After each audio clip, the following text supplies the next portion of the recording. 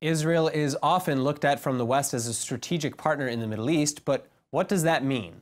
Well, for one, it means that the Jewish state is the eyes and the ears on the ground in the Middle East for much of the rest of the world, and with Israel's intelligence gathering capabilities, it's no wonder why we're the top choice for the job. For example, after 15 years, new reports in Israeli media Monday revealed that Israeli intelligence participation was crucial in the capturing of Saddam Hussein in 2003. Well, there are plenty of other similar reports as well, and here to discuss the importance of Israel's intelligence sharing is Dr. Martin Sherman, the founder and executive director of the Israel Institute for Strategic Studies. Dr. Sherman, as always, thank you so much for coming in. Thank you for the invitation again. All right, so let's, what kind of intelligence does Israel regularly share, and what kind of intelligence does Israel maybe keep to herself?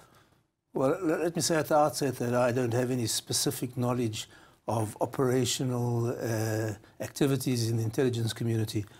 But there are open sources reports, like for instance, in March, Israeli intelligence apparently helped foil a terrorist attack on an aircraft in Australia. Mm-hmm. And in June, they apparently helped the French foil a terrorist attack on French soil.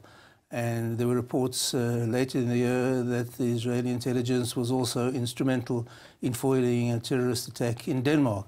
So even from open sources, we can deduce that the Israeli intelligence has a central role in keeping the security of Western countries. Okay, well, I know that you were in kind of the intelligence field for a little while here in Israel.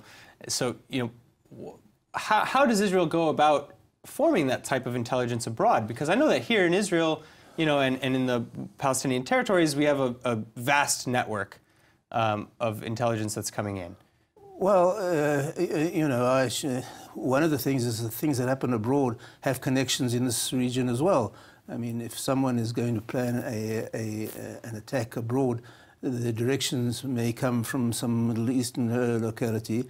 But I think it's no secret that the Israeli intelligence services have vast resources at their disposal, perhaps not quite as much as the CIA or the Russians, but they have vast resources. They have very dedicated members working for them.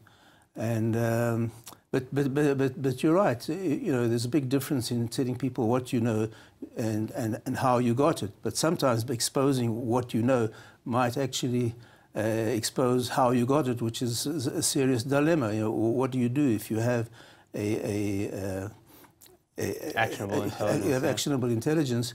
What do? You always got to weigh against it of exposing sources which may be valuable down the line. So it's sometimes a very difficult call to make.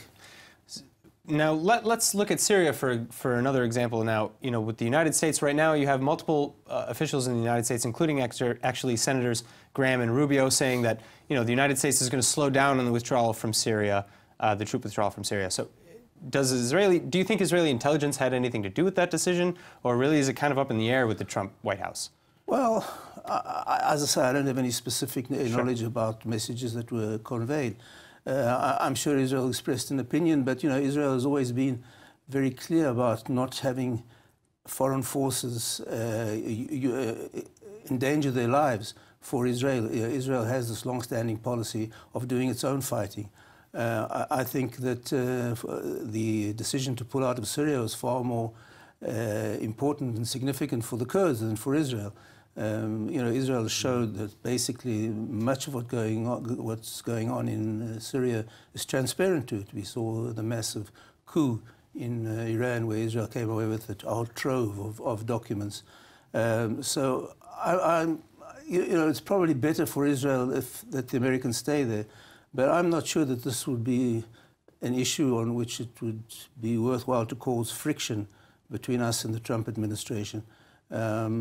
So this is something that Trump has promised for a long time, and I don't think that the Israeli government can complain much about Trump's policy towards Israel, moving the embassy across and recognizing Jerusalem and defunding UNRWA and stepping up the sanctions on Iran. So certainly I don't think that this is sort of the same order of magnitude that the other actions have had. All right, Dr. Sherman, thank you as always for coming in. Thank you.